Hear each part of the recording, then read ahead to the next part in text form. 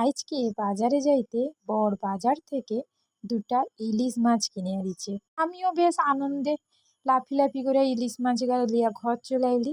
আইসা ভাবলি দুটা মাছ রান্না করে লাভ নেই, একটা মাছ বরং রান্না করি আর একটা বরং রেখে দিই।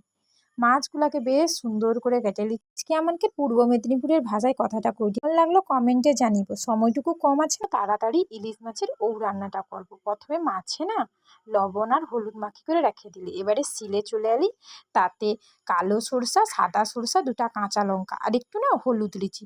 ও মা ঠাকুমা আনে কইতো সরষা নাকি উমনি বাড়তেনি, সেই জন্য একটু হলুদ লিয়া লিলি।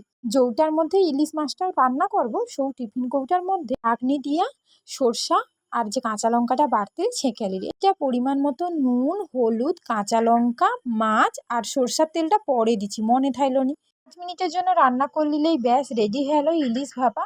গরম ভাতের সঙ্গে আর কি দরকার।